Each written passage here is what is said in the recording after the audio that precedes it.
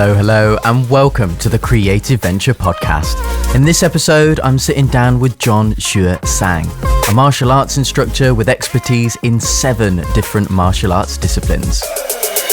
He's a fight choreographer, stunt performer, and actor who's worked on films like 47 Ronin, Marvels Dr.Strange, and The Eternals.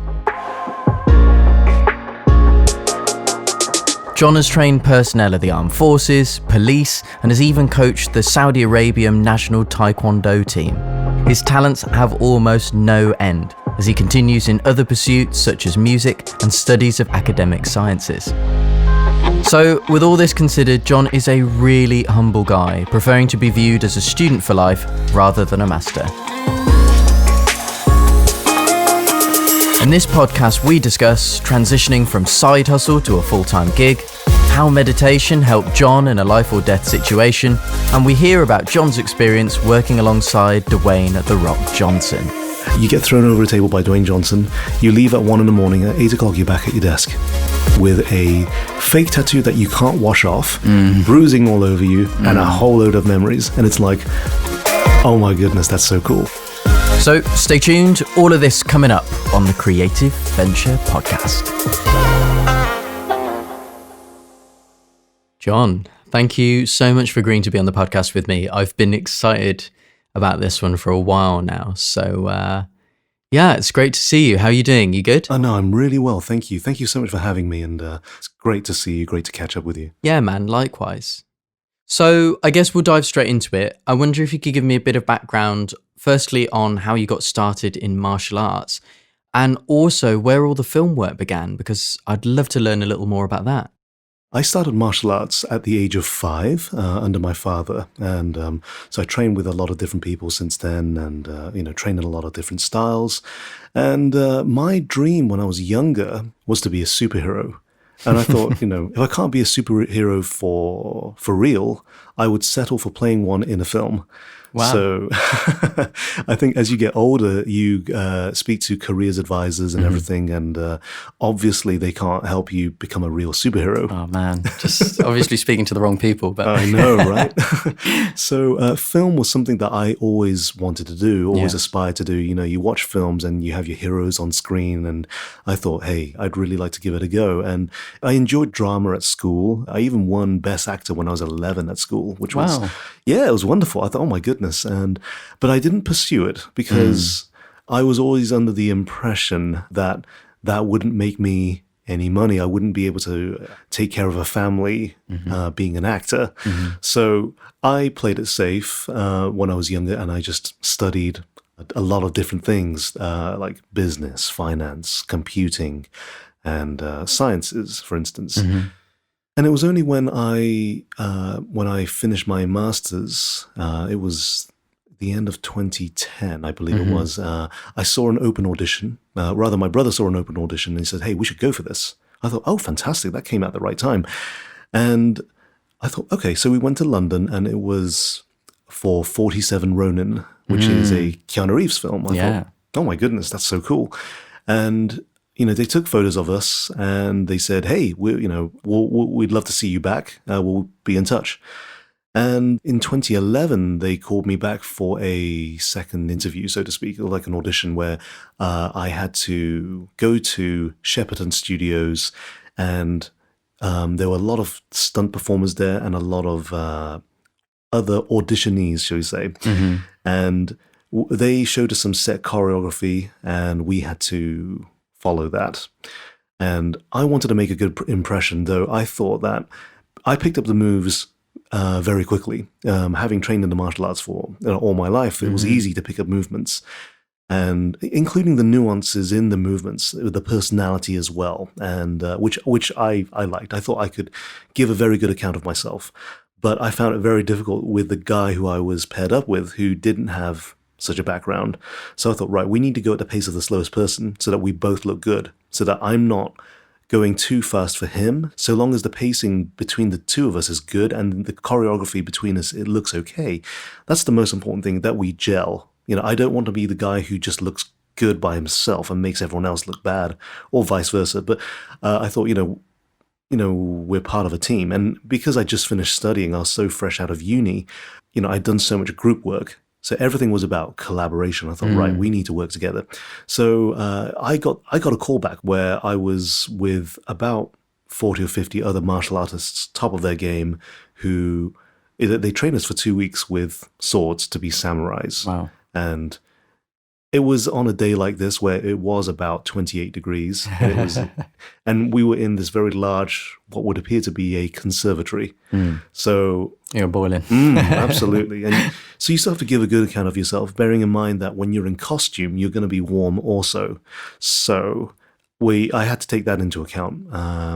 And yeah, made a lot of friends. And, they trained us for 2 weeks. And then on the third week, we were on set. And wow, the set was phenomenal just because they built a castle in the middle of Surrey. It's like in the studio, and they built this Japanese castle, and you only have to walk maybe 5 minutes to get to the other castle. And my goodness, the architecture, the work that goes into it is phenomenal. And so we were on set, and we were all expecting, because we were new to film, a lot of us were anyway. We were all expecting to be, straight into the fighting. Didn't realize how much waiting time there would be. So much waiting time, so many camera setups and rehearsals. Going again in 3, 2, 1. Okay, reset. And okay, cut, reset, and go again. And it's like, oh my goodness, And so that was my first film, and we did predominantly night shoots, which were from 4 p.m. till about 4 a.m. Wow. And I was still driving back to Oxford every day. Wow. And that was tough. That was really tough. And I thought, I don't know if I enjoyed that. I mean, I enjoyed the social aspect of it, and I certainly enjoyed the experience. But I thought, I don't know if this is the thing for me. I've tried it now, so maybe I'll come back to it. And then I got myself a full-time job, and after that, people would still get in touch with me saying, hey, we've got this short film. Would you be interested? Or one of the coordinators on 47 Ronin, we all had each other on Facebook and everything. He would say, I'm holding auditions for 24. Would any of you be interested in coming? Okay. So we all went to that. And then he also got me onto Dr.Strange as well. Nice. For a month, which was amazing. So he's always been helpful in giving me advice, or if he needed a group of people, for instance, that he could trust and everything, he'd get in touch with the people he'd worked with before from 47 Ronin. And that was just incredible. So I always did a lot of guest lectures in light of my limited film experience. People wanted to know more about that. So I'd go to colleges and universities to lecture on, just guest lecture on fight choreography, stunt work, just based on my own experience. And I was building up more experience with working with short films, student films, independent films. And even though the mainstream stuff is the stuff that I wanted to do, in the meantime, what I'll do is I'll keep doing all the smaller stuff. Keep learning. Yeah, stay busy, And then in 2015, I got a casting team from ITV contact me saying, would you like to audition for Take Me Out? I thought, Take Me Out as in the dating show. And yeah, they were serious about it. And so the next day, I was in central London auditioning for this TV show. And by this point, I still thought I'm getting scammed here. This is a joke. An elaborate prank. And I thought, right, okay. And so I had fun with it, thinking this is probably not serious. I'm probably not going to get it anyway. And there was so much paperwork to sign. But yeah, they liked me, and they got in touch with me a month later saying, hey, can we come to Oxford and film your life? And I thought, film my life? Okay, and yeah, they filmed bits and pieces of my life and everything. And in November 2015, I was on the show, which got aired in 2016. Like, by that point, I also got I got a call from ITV saying, hey, we're running the Brit Awards as well. And the team on Take Me Out have contacted us saying, hey, look, if you need a ninja, because that's actually what we need for the show. Right. For like this opening sequence. And if that's something you'd be interested, it's not tomorrow, it's the day after. Like, haven't given me much notice, but all right. Oh, God, yeah. So that got aired 2 days before my episode did on Take Me Out. Wow, okay. So that was a very busy couple crazy. of days. Yeah. So in the space of 2 or 3 days, I had already been on mainstream TV. You've made it. Yeah. And it's incredible because 3 million people watched my episode. Mm-hmm. And the next day when I was out in the city centre, people recognized me. Yeah. The Oxford Mail got in touch and, there was publicity everywhere, which was incredible. And because of that, I got a lot of other work. People enjoyed the fact that I was on a dating show. So I had a lot of friends who were done feature films, adverts. Mm-hmm. None of them had ever actually done a dating show before. So I thought this will be interesting. Mm-hmm. Part of the reason why I did it, and I thought, why not? This is a bit of fun. And since then, I've been doing other stuff, lots of stunt work. So I did Hobbs and Shaw. Yeah, so cool. So cool. Yeah, so I'm the first one that Dwayne Johnson beats up, and he throws me over a table unceremoniously. And was there a bit of a backstory with this? Because I recall you saying something about your hand. Do you want to recount that tale? Yeah. Cool. So it took 6 takes. From 4 takes from one angle, 2 takes from the final angle, which was the last shot of the day. Mm-hmm. And on the second take, when he threw me over a table, I landed badly on my hand, and I thought, oh, something doesn't feel right here. I definitely bruised it because it's swelling up. I can see it now. And the third take, the fourth take, I thought something is in my hand just isn't right. I believe something has separated. And okay, that's fine. Once the adrenaline wears off, that's going to be very painful. Oh, yes, of course. But for now, I'm okay. I can keep going. But 4 takes, fine. Yeah, put an ice pack on. And Dwayne, he could not have been nicer. He was very professional, very friendly, and very focused. And everything they say about him is true. He's larger than life, yet so down to earth. And every time he threw me over a table, he always pulled me back up, which was nice, And so I thought I was done, and then the director said, "We've got one more shot. Jon, you're up. This is the last shot of the day. We have to shoot it from the other angle." And I thought, oh, and the adrenaline had worn off by this point, and my hand was huge. My palm was huge. I thought, okay, let's go again. And so 3, 2, 1 action, and get jabbed at the throat, headbutted, thrown over a table. Okay, reset. Let's do that again. Jon, let's do this. And I remember Dwayne had actually said to me prior to that, he said, look, we can relax, we can chill, we can rehearse. What do you want to do? We can go for another take. Brother, we are here for you tonight. Wow. Yeah. I couldn't believe that. I thought, okay. And suddenly a surge of adrenaline just went through me because he came over to me to say that. And I said, let's go for a take. He goes, okay. And he gave me a hug and we went for it. Nice. And 2 takes, and he pulled me up and he looked me right in the eyes and says, brother, thank you so much for your hard work. Your time and dedication is going to contribute towards the success of this film. Thank you so much. I really appreciate it. I hope I can work with you again. And he gave me another hug and fist bumped everyone and walked out. And oh my goodness, it's like my hand just didn't hurt anymore. And and more recently I worked on The Eternals, which is a Marvel project. Where they got in touch with me and said, we're looking for someone to double for one of the cast members. Would you be interested? And in my heart, I was like, I hope it's Don Lee from Train to Busan. I really hope it is. My goodness, because he's incredible. He's one of my favorite actors. And then when I got the call, she said, it's for an actor called Don Lee. And inside I was like, oh my God, yes. I cannot believe. I was like, oh, fantastic. Okay, brilliant. And that's how I was. Inside I was screaming like a child. I could not have been more excited. And I spent 4 months on that.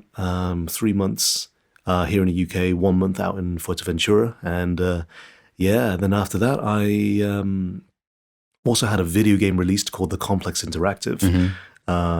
Which was a lot of fun. And more recently I've just finished working on a student film. So I've got a few films in the pipeline at the moment in pre-production, which is a lot of fun. I'm looking forward to when lockdown's over so that we can get the ball rolling on them. But I think we're up to speed. Yeah, man, that's incredible. So one of the things I'm really interested to explore is your thoughts on community and how important community is to you. I think it's fair to say that you've definitely amassed a fan base You've got a community in terms of martial arts peers, like other instructors, students. So just thinking about the audience being the creative community and also your own experience, has amassing a community around you been something helpful for your career? Absolutely. Especially with martial arts, you get people who, because there is the fighting element, you'll get people who want to just beat you up to prove a point. And that's dangerous. That's very dangerous. I mean, to a certain degree, yes, you can use that as practice to get better, but unfortunately, that can make you and influence you into someone that you don't want to be. So you want to surround yourself with like-minded people who are friendly, who are supportive, who will nurture you as well. So, there is a nice saying where, if you're the smartest person in the room, then you're in the wrong room, and it's like, I always want to learn. In fact, my name, Xue, my middle name, Xue, is the Chinese character to learn. No way. So I've always taken that very seriously because I feel that I can learn from everyone. And even if someone has less than positive traits, shall we say, even if I have to spend time with you because we're on a project together and I have to get on with you, okay, fine.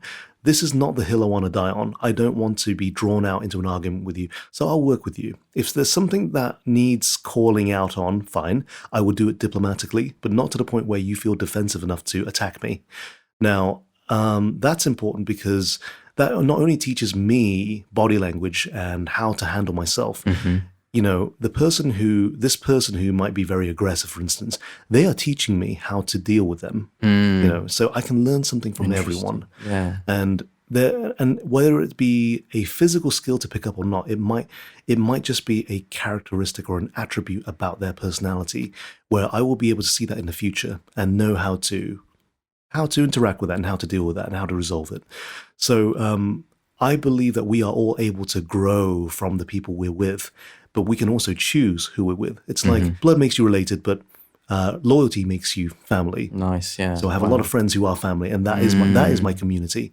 So as soon as someone leaves a nice comment on my YouTube or video or something like that, I will always respond in kindness because you never know, that person might have something in the future which might come back to you, Exactly. It's putting that good energy out into the universe, isn't it? I mean, I don't give to receive, I give because I have an abundance to give. Nice. And I feel if I have to keep giving back, maybe I took too much. So I will give as I go along, and it's like any small success I have, I will share it, and it's like people will get in touch with me, Jon, how do I do this? Like, can you help me with this? Sure. Yeah. I mean, so these are the people I would try to speak to. So I'm always trying to offer as much advice as I can, stuff I wish I knew when I was starting out, whilst continuing to appreciate the kindness that has always been there for me. Yeah. So you're always in an attitude of gratitude. And that, without going too much into cliches, but your vibe certainly attracts your tribe. That's so true. And I think, just from maybe if people haven't come across you before and they're, the way that you talk about so many different situations is very unique. And it sort of leads me on to my next question, where I want to talk a little bit about mindfulness. And, when you talk about, I don't know, someone wants to do you damage or start a fight with you or be deliberately aggressive for the sake of that, or because they've got something going on in their head. I think one of the most interesting things that I first found out about you is how, you really very strongly link meditation along with martial arts, and the fact that it's really important to use your words to be able to handle yourself. So do you mind just elaborating a little bit about, firstly, why is meditation important to you? And then also tell me how that fits into martial arts, which some may think is sort of an aggressive sort of sport. So how do the two come together, and why is meditation important for you? So meditation is my warm-up. Before, whether it's martial arts or making a decision about what to eat or what to do or whatever, I will always meditate first because I want to be objective and not subjective. Because the problem is with martial arts, you get very skilled people who may not have the attributes who can handle that skill. Okay. Sure. Like you can get street thugs who are very good at fighting. because they signed up to a martial arts class or something. That's not where you want to be, It's like, so I never want to create a permanent set of circumstances when I was temporarily angry. So if someone says something and I'm like, hey, what did you say? What? And then I deck the guy.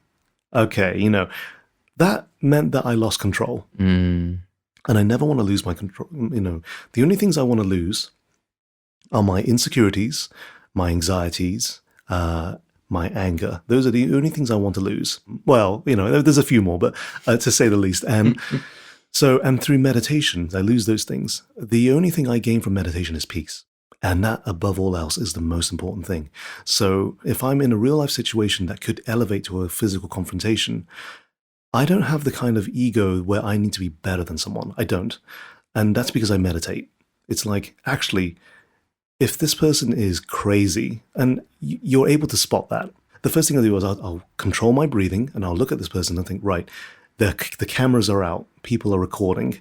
The last thing I want to do is to be labeled as someone who beat up someone who's mentally, unstable.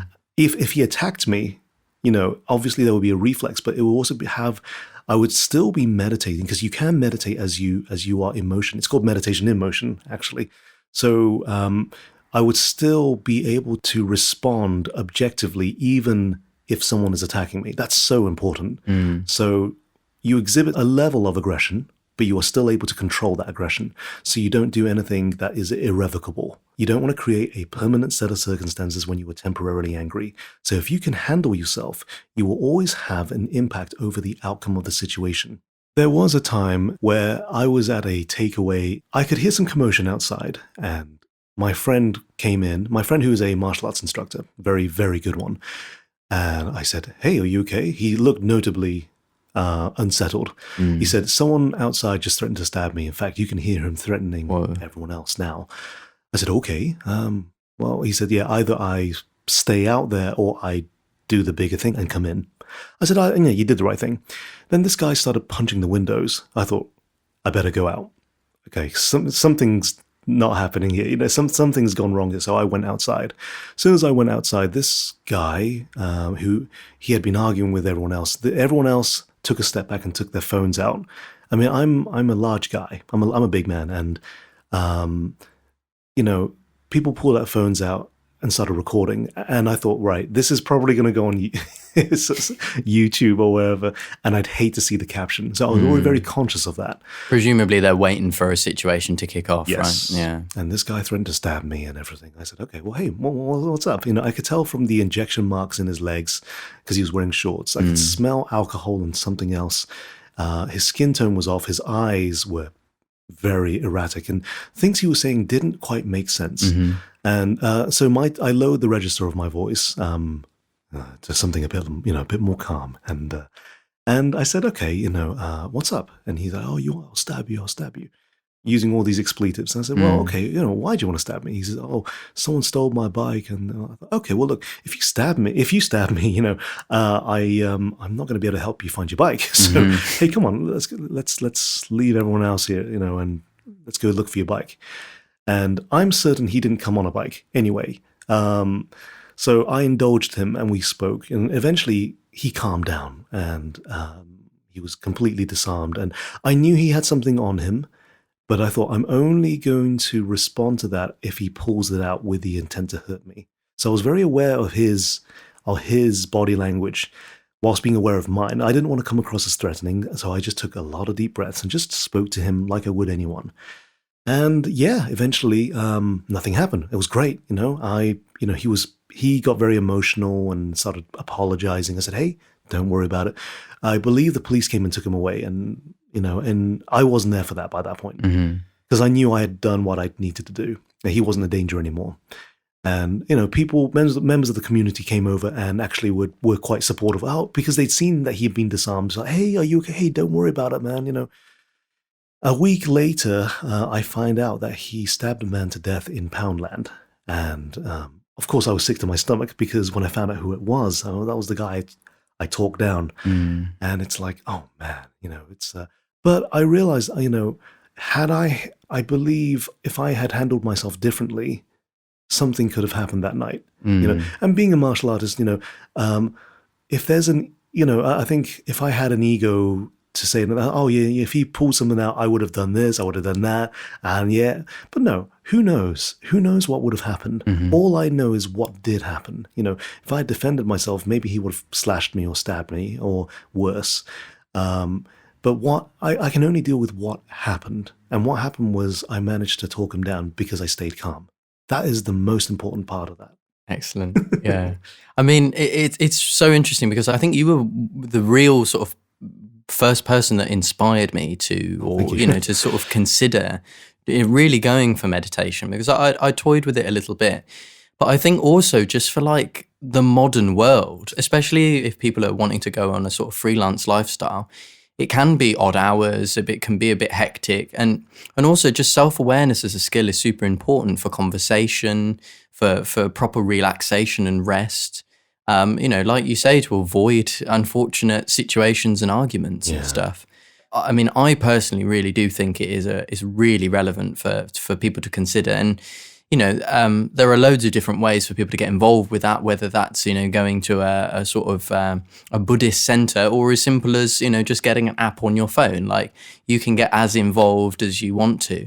But yeah, I mean, like for me, it's been a massive game changer, man. And that's very much started with you. So thank you. Take an opportunity to say thank you for that, because that's. Oh no, that makes me really happy to hear that. I mean, that's because it shows personal growth and development over the years as well. And if it feeds into your professional work, even better, because I know people say being personal and professional, they're two different things. Actually, it's your personality that drives the professionalism. Exactly. And, you want to be someone who's good at the job and has the skills, but is also calm enough when it hits the fan, as so often things do. Because I think what I'm really trying to aim to do with this podcast is, I think if you want to learn something, like you want to learn a new move in martial arts, or, you want to learn how to use a particular camera or a piece of equipment, you can go online and you can look that up, you can read a book, but soft skills are a lot more complicated.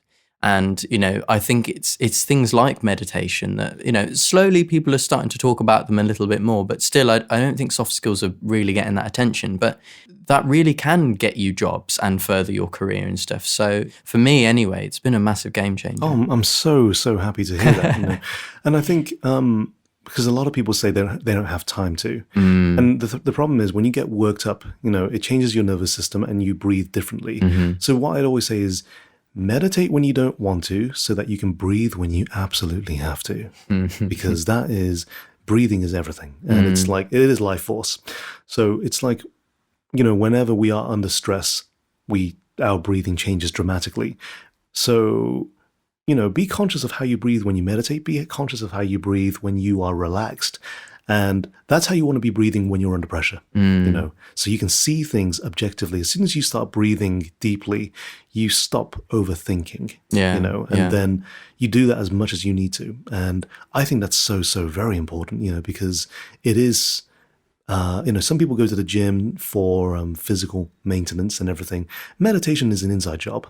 And people say, well, I can't sit still. You don't have to. You can go to the gym. You can, paint. You can do everything that makes you happy, because that is meditation in motion. You are very much in the moment. That is your Zen. That is you are aware of everything you're doing as you're doing it. You're probably aware of everything around you as well as I think that's so important, and people don't realize that they are already doing it. They're already doing it. Yeah. When they get into that flow state, they're just totally present in the moment, focusing on what they're doing. And actors, especially when they're so in the moment, it's like, obviously, I think one of my recent acting performances, I felt I could have done better on because I was hungry at the time. I was more thinking about my stomach than I was about the lines. And in some way, it relaxed me in that I didn't overthink the lines. So I think, meditation and actually listening to the body as well. So if you are properly hydrated, you eat well, and you take deep breaths and you exercise, those are some very important things. So self-maintenance above all else, because you can only donate money if you first have money. You can only give yourself if you first have yourself.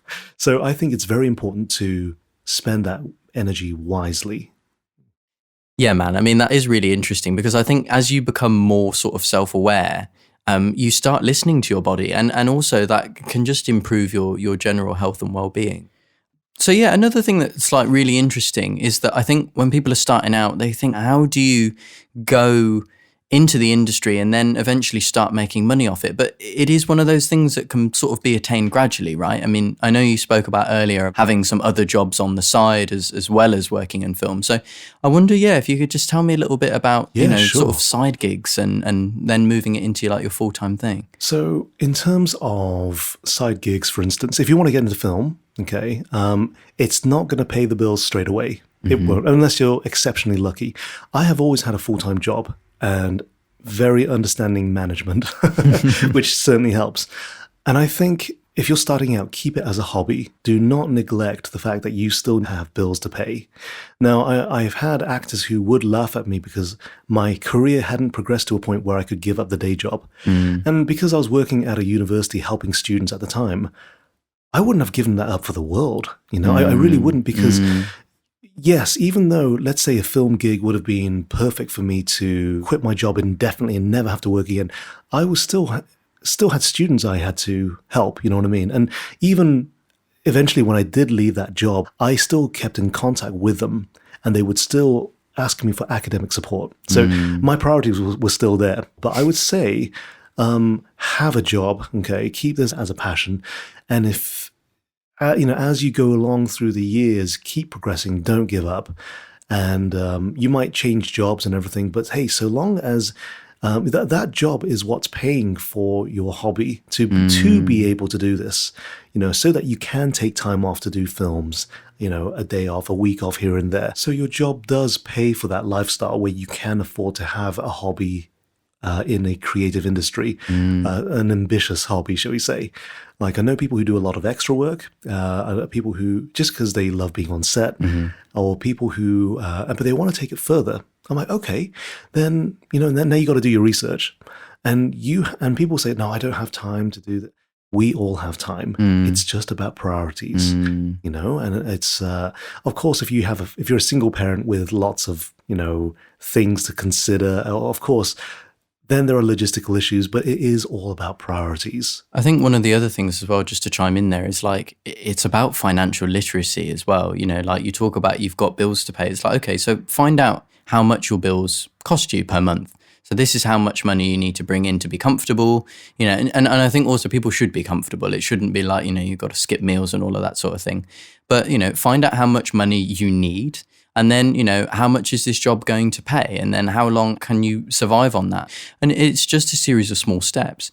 And also another thing that I sort of come to mind as you were talking there is about, when you say kind management, it's about having a part-time job that is flexible. I mean, maybe you work in a restaurant, which is night hours. So maybe you can work a few hours at night and then you can do the film stuff in the day. Or maybe it's a job that you have on weekends. Or maybe it's another freelance venture, like you do some web designing and programming, which can be very ad hoc. But it's about finding and designing very consciously, I guess, a sort of job around what it is you want to do and your passion. I mean, would you agree with that, do you think? Absolutely, yeah. To begin with, you might need to find how to fit the hobby into the job and everything, if you've got bills and everything. But I think eventually you can start finding jobs that fit around the hobby as your career progresses, which I think is so, that's important, because if you want to take it further, you got to start taking a few more risks. And nothing is guaranteed. But it's like, at least if the acting doesn't work out, you've got a job to fall back on. And the industry is very subjective. If it's not now, it doesn't mean it's never going to happen. It might be later down the line. People get into creative endeavors at all ages. I think there was an actress in Black Panther who started her acting career in her 80s, and good on her. You know? It's like, hey, let's give this a go, And, it's... have no expectations either. I think one of the things as well that you've demonstrated is that, when you talked about getting your first job in 47 Ronin, and then you started teaching to uni students about fight choreography, you find yourself, once you've done it and you've started and you've got, well in, you start to find opportunities that might not be exactly what you want, but they're still very relevant and very similar. You know, like if you end up teaching film or something in a film department or something like that, that's still relevant, and it's a step closer than, I don't know, working in a fish and chip shop, which might not be relevant to your career. But if you get stuck in, you might find things that are, you know, very relevant for what you want to do. You're absolutely right. And it might not be a step forwards, it might be a step sideways. But you're still, you know, or it might be you're still going in the same direction, just not the way you thought it would. You know, maybe you got off the bus and now you're walking to the same location. But, you know, so long as you keep going forwards, that's so important. And, you know, I think opportunities open up to us as we go along. You know, so we can't stay in the comfort zone for that, you know, because we won't see it.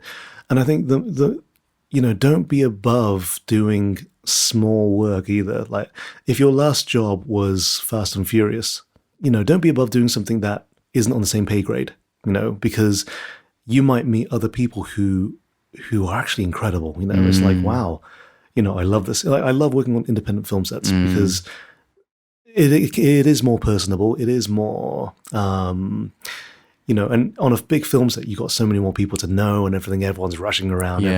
So, you know, it's actually just enjoy it, you know. And I think definitely having a job helps because it gives you that stability. You can always go back to it. Takes the pressure off. It absolutely does. Absolutely does. And so, okay, with Hobbs and Shaw, it was a Wednesday. And I was working Monday, Tuesday, and the Thursday and Friday. So Tuesday evening, I was like, right, okay, have something to eat, go home, sleep, and then wake up at 5 a.m, drive to the studio, and then spend all day prepping. And then you get thrown over a table by Dwayne Johnson. You leave at 1 a.m, at 8 o'clock, you're back at your desk with a fake tattoo that you can't wash off, bruising all over you, and a whole load of memories. And it's like, oh my goodness, that's so cool. You know, you know, it's like, I never, so, you know, because that having that day job, I feel absolutely kept me grounded as well. You know, yeah, it's a cool story, but actually it doesn't make me better than anyone else. You know, it's like I've prioritized myself in different ways. Like, I remember someone said to me one time, he said, Jon, actually, I feel that I've not really progressed in my career. I've got, you know, a family who I'm trying to provide for and everything. And I just feel disappointed in myself. And I'm like, hey, dude, you know, you've got a job for one that pays for everything, okay? You're not going to be in this job forever. It is going to change. And also, you have a family. You have a beautiful wife and you've got kids. And you are teaching and preparing and nurturing the next generation, okay? In my eyes, you are absolutely a winner. That's incredible, you know? It's like the only way that the human race lives on is through, you know, our next generation, you know? So in my eyes, you are already a winner. Where you are now, you're just frustrated because of this one job that you're not enjoying. You're not going to stay in this job forever. I guarantee you're going to change it. So the only thing that, you know, you should commend yourself because you're still in this job that provides for the family that you care about. And that's amazing, you know? And he was like, never thought of it like that. And I think for about a month or two, he was fine. And then not so long after that, he did quit his job and find another one. So I'm very happy for him. And, but yeah, I always want to think, you know, tell people actually what you do now is not what you'll be doing in the future. Yeah. Things always change. So, you know, if you're in a dead end job, okay, it's not going to last, you know, but you have to make that change. You have to do that. And if you get made redundant for whatever reason, that change has been made for you. Now, you can't afford to stay in that comfort zone. You know, you need to find something to pay for that comfort zone. So, you know, you got to find the next thing, but you've got to be hungry for it as well. Yeah, momentum is the key. And yeah, if as long as you keep doing all the things we've spoken about, really, you keep learning, you don't take everything for granted. You know, if you do get a big job, again, like, you know, be humble. You can work on, you know, to take the work that comes, and eventually things will start working out. Yeah, couldn't agree more. Absolutely. So yeah, just be open to all the opportunities. Take them where you can, and take risks when you can afford to as well. You know, and yeah, just enjoy the time. Just enjoy the experience. Nice. kind of following along with that idea is the notion of like coming out of your comfort zone as well. Because I think for a lot of people, when you're starting out, it's not necessarily confidence, which is, demonstrating a repeated skill. It's more like courage. It's you're going into the dark, you've never done something before. So I'm just interested to know, like in your experience, how do you sort of come out of your comfort zone and also keep it expanding, keep reaching for new things? My comfort zone has expensive rent. Okay, I need to earn that. And the comfort zone is there for a reason. It's got everything that I could possibly need just to chill and do very little. Yeah. The only way to pay the rent is those endeavors that are outside of it. Those adventures, those missions. If I'm in the comfort zone too much, nothing grows there. There's a time limit of how much I want to be in my comfort zone, and the rent is very high. So I need to go out there, achieve as much as I can. Otherwise, if I'm in the comfort zone for too long, the only thing I'm wasting is time. And then your physical faculties will not be what they once were. You can't recover as quickly as you used to. So there is a time limit, and the problem is, let's say we live to 100. People say, actually, you've got your whole life to do this. That's true, you do. But by God, don't waste it. Optimize on that time, seize the opportunity. And it's like that comfort zone is there when you earn it. You're not entitled to it. You have to earn it. One of the other things I'm really interested with is, you tell me about these situations where, I don't know, you've worked the door somewhere, or you've just, I don't know, just been getting a takeaway and you've been confronted with a situation. But do you ever find yourself getting nervous or having to deal with your own fear? And like, how do you deal with that? When someone says they're not afraid, generally, I feel they're saying that out of ego. Okay. Any situation I've been in, there has been an element of fear. It's not succumbing to it. That's important. So you face the situation and not the fear, and you do that through meditation. It's sorry. Does that answer your question? Yeah, massive. Like that's absolutely smashed it. Because I think this is the thing. Like for so many people, and myself included, when you're putting yourself out there, you're trying to get bigger and bigger gigs and up the stakes every time. Whether it is self-doubt or just fear or however it wraps itself, I think that these are challenges that people will face. But I suppose, it's the perfect answer that as you become more self-aware, and also you can tune into yourself. The difference between, say, feeling legitimately scared or feeling a bit nervous in terms of a social dynamic. Oh, this person's more experienced than I am, so I'm not. If you can actually be specific about what the problem is, you can then rationalize it in your head. It's like, well, okay, this is the first time we've all met. What makes them any more entitled than me to XYZ position, or why are they being more social than anyone? Of course, I can go and walk up to someone and introduce myself and have a joke with them. Like, why not? So, I think self-awareness is the key, isn't it? Oh, absolutely. Especially with, like you said, social dynamics and everything. I think it's important to read the room as well. Sure. So you know what personalities there are. And, you might get people who are very outspoken, very extroverted, and you get the other ones who are maybe not so, and I think it's important to be as fluid as possible. Like Bruce Lee once said, be water, when it's in the cup, it becomes the cup. And I think that's a great way to be, because it makes you adaptable for whatever situation you're in. And the more adaptable you are, the less fear you'll have, because fear comes from the unknown, a lack of understanding, ignorance also. So if I am afraid, it's normally because of the unknowns. If someone is threatening to hit me, the only uncertainty is whether or not he's actually going to do it. So the scariest part for me, the scariest part of a physical fight, for instance, is the bit before it could or couldn't happen. Because it either will or it won't. I just don't know. As soon as he attacks me, he throws the first punch. Oh, now I know for sure. Now the training's kicking in. It's fine. So it's learning how to not overthink, because overthinking is what kills us essentially. It's and that's what leads to anxiety. And when we have anxiety, it's so important that we don't believe the conspiracies that our mind is writing. And I heard that from a former colleague of mine. And I think when you are with anxiety, for instance, you're paying a debt that you don't yet owe, if at all. So It's like you don't want to succumb to that because you want to face the situation and not your own thoughts. And how you do that is through deep breathing, through meditation. That way you are able to clear out those thoughts. And it's essentially like, when you close a browser, you close all the tabs. Sometimes people just close the browser straight off. I like to close the tabs first, And before I go to bed, I do the same thing. I close all the tabs in my mind. I resolve them. So on my browser, I will close the tabs so that I know, I was looking at this earlier. All right, cool. Close that one. Looking at this one. So it takes a bit longer for me to close the browser. I don't just do it straight off.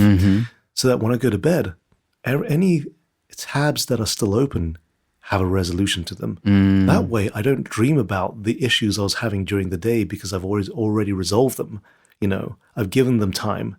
And that way I sleep better when I wake up. Let's say I talk to someone, and I think it's important to not have preconceptions as well, not to already have a tab open whilst they're talking. So I'm only, as soon as they finish talking, I'm just going to say whatever I think I heard. You want to meditate so that you're listening to what they're saying and not what you think they said and not what you wish they had asked you. Yeah, so again, thinking about people that are sort of starting out and wanting to progress in their career, and also as someone I know has been mentored by your dad and by various other people throughout your life, in addition to doing quite a lot of teaching yourself, how important is mentorship? And is that something you think is really relevant for aspiring creatives? Yes, absolutely. So my mentors have always been hard because they came from a generation where you have to be solid. This is just, there's no room for weakness. And, times have changed. People have changed. So teaching must change. My tuition for people is student focused. I go at the pace of the slowest person. Whatever I teach, for instance, let's say I'm an art teacher. I have a blank canvas and I paint something. I've shown the students how I've done it. I will teach them how I did it, the techniques involved with doing it, and the inspiration that came from it, why I did that, the what, the where, the why, the how. Context, yeah. Let's say I've got 10 students. There are 10 blank canvases. I will want them to paint 10 different paintings according to what I've just taught them. So it's not a carbon copy of what I've just done. It is based on what I've done, but it's their own creation. So they're still learning, but they've applied it to their own projects. That's personal growth. That's how you grow. Because I don't want a photocopy of the original, because the photocopy of a copy will never be as good as the original. So the most important thing I feel is to be yourself, to continue to learn and to work on your own style. If you're an actor, have your own style. It's like, it's nice to have comparisons to other people, but actually be your own person, bring your own flair, infuse your own personality into something. Don't be afraid to do that. I mean, so long as it's within the same capacity and vision of the story that you're telling. If I'm working on a film and I mess around with something because I thought it looked good, actually maybe clear that with someone first. Good advice, but yeah. Work within the realms of what you've been given. So if someone says to me, so I'll give you an example. Someone says, John, can you choreograph a fight scene? But yeah, sure. So I choreograph a 10-minute fight scene for what they've budgeted for 2 minutes.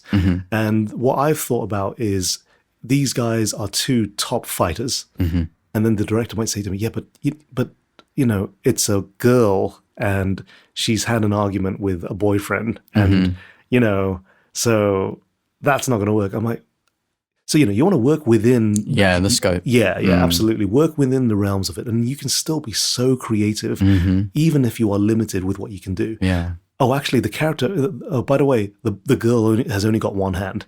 It's like... Oh, yeah. So always, everything is subject to change. So be open to change, okay? And when there is change, be creative. That's what we are. We're all creatives. So you have to be open to changing that. And in terms of mentorship, you want to nurture that. You want to nurture that creativity in someone. So if I have a student who's now better than I am, have I not just succeeded at being a teacher? Yeah, that's so interesting. Yeah. So my aim as a teacher is always to have my students surpass me in one way or another. As a practitioner, I will continue to grow. So people might say, yeah, but I might never get better than you. Then fine, benchmark where I am now, okay? In a few years' time, You can compare yourself to that, but the because we're all walking a different path, we're all running a different race. The real person, and this is such a cliche, that the only person you should be really comparing yourself is with who you were yesterday. So you want to be better than you were yesterday, yet worse than you'll be tomorrow. Epic, yeah. So yeah, we're very close to rounding up, Jon, but we'll go through a sort of quick fire round of questions. Sure. So we won't spend as long, but I'll just reel a couple of these off and see what you think. What advice would you give to your 21-year-old self?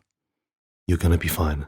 Just relax, take your time, and enjoy the journey. But I promise you will be fine. And keep breathing. What's the most valuable thing that you've learned so far? To rush nothing but accomplish everything. And, not every opportunity is the right one for you. And if you happen to take that road, learn from it. And also, just to open up the stage to you now, thinking about, again, the audience of the aspiring creative and stuff, is there anything that I haven't asked that you feel I should have? Oh. I think we've covered a wide range of things, and I think one thing I will say is if you are starting out, please evaluate the reason why you're doing it. And do it for the right reasons. Like a lot of people get into acting because they want to be famous, and they see the stardom that these A-listers are going through and or the wealth. That is not a good motivation tool because you'll climb over everyone and anything to get there. You'll do things, sometimes even unspeakable things to achieve that, and by the end of it, you won't be able to enjoy it because you won't have a soul to enjoy it anymore. You won't have a heart to enjoy it anymore. Because you already sold that. That's not where you want to be. So as soon as you want to start doing something, if I want to start doing martial arts for a reason, okay, it can only split into 3 categories because I want to be a performer, I want to be a fighter, or I want to be healthy. Those are the 3 main things people get into martial arts. And if you want to do it for the fighting, you do it for the self-defense. So martial arts should be used as a tool, not a weapon. To help other people, to help yourself stay healthy, and it feeds into every day of your life. So, for instance, back to what I was saying about acting, if I get into acting, it's because I enjoy performing. I enjoy the creativeness. I enjoy that I get to explore a character. I've been given a character that was written. I love that I get to be someone else and actually explore that, and that's incredible. You really enjoy that. That's why I don't mind working on small budget, big budget films. I don't. So who I am on a very large Hollywood budget is the same person as who I would be on a small budget. So like I said earlier, I just finished working on a student film, which I helped out. And I enjoyed that experience because being on set is being on set, regardless of the budget. I may need to prioritize in terms of where my bills are due. For sure.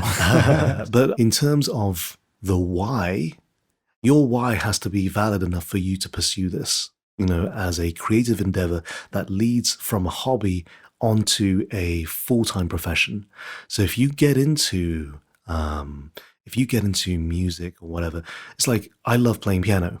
And I do that because it's a form of expression for me.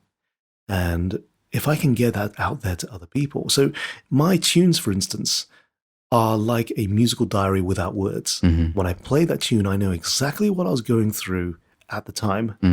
Now, I don't really want to tell people the reason behind it because I want them to experience that for themselves. However they interpret my music is personal to them, personal to me. If you listen to it and you interpret it this way, it's like, how one song can take you back to a certain time. It's like, oh my goodness.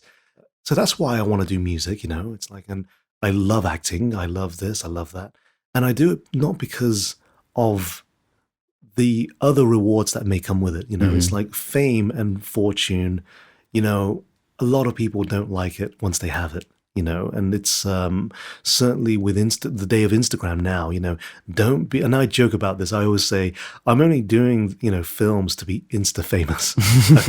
Now, please don't take that like seriously. No, I only say that because it's funny. And it's, unfortunately, it is a reflection of people who will do anything to be famous online and everything. I'm like, okay, well, what can you do? If you're a public figure, what can you do with that fame? Okay, so your motivational factor must be something else other than fame, and something that's I believe to be fairly shallow. It's and doesn't have depth. But let's say you do attain that fame.